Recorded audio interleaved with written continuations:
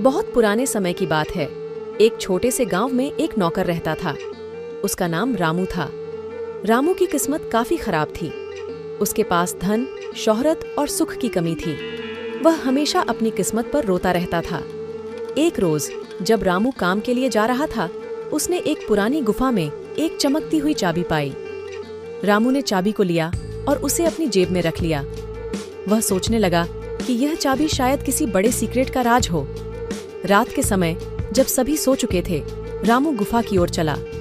गुफा अत्यंत डरावनी थी, लेकिन रामू की कुर्सी साथ थी। जैसे ही वह चाबी को उसके साथ लेकर गया, गुफा का दरवाजा स्वयं ही खुल गया। रामू चाबी को लेकर अंदर चला गया और वहां एक चमकता हुआ ताला देखा। उसने चाबी को ताले में डाला और उसे खोला। चमकता हुआ ताला खुलते ही वह एक बड़े सुंदर महल में पहुंच गया। महल में चमकती हुई रंगे हारे, अनगिनत खजाने और सुंदर सुंदर फूलों की खुशबू थी। राक्षस ने रामू से कहा।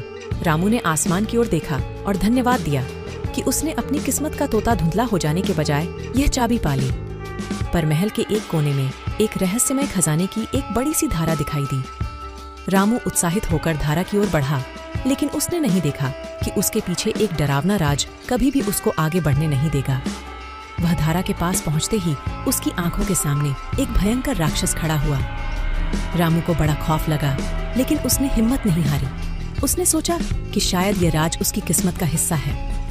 राक्षस ने रामू से कहा, तू मेरे सामने खड़ा है, इसका मतलब तू मेरे खजाने की खोज में है। रामू ने अपनी धार्मिकता का फूल उठाया और राक्षस को विनम्रता से कहा, महाराज, मैंने आपके खजाने की खोज में नहीं की है। मैं सिर्फ अपनी किस्मत का राज जानने के लिए यहाँ आया हूँ। राक्षस ने रामू की बात सुनी और उसे एक चुनौती दी। अगर तू अपनी किस्मत की चाबी पाता है तो मैं तुझे मेरे खजाने का एक हिस्सा बनाऊंगा, लेकिन अगर तू नहीं पाता तो मैं तुझे खा जाऊंगा। रामू ने दिल से अपनी किस्मत की चाबी की प्रार्थना की और उसने उसे चमकती हुई राख के अंदर खोज लिया। राक्षस ने उसे देखते हुए हंसते हुए कहा, तूने अपनी किस्मत की चाबी पा ली है। अब मैं तेरे साथ वादा किया है। राक्षस ने रामू को खजाने की अद्भुत संपत्तियों से भरा खजाना दिया और उसे धन्यवाद दिया कि उसने अपनी निर्धनता से बचने के लिए धर्म से नहीं हटा। रामू ने धन्यवाद कहा और वह महल से बाहर निकला। लेकिन जैसे ही वह बाहर निकला, महल और सारी धाराएं एक बार फिर से गुफा में छुप गईं।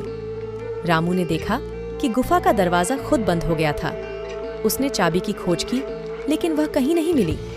वह फिर से गुफा में चला गया, लेकिन गुफा में कुछ भी नहीं था। रामू को समझ आया कि वह चाबी की मदद से सचमुच महल और धाराएं देख रहा था, जो उसकी चाबी के अद्भुत शक्तियों के कारण दिखाई दी थी। रामू ने यह सीख ली कि वास्तव में उसकी किस्मत उसके अंदर है और वह किस्मत की चाबी है। वह वापस अपने गांव चला गया, लेकिन अब उसकी आंखों में उसकी किस्मत की चाबी का चमक था। इस कहानी से हमें यह सीखने को मिलता है कि हमारी किस्मत हमारे अंदर ही होती है। हमें सिर्फ उसे खोजना है और सच्ची मेहनत के साथ उसे खोलना है।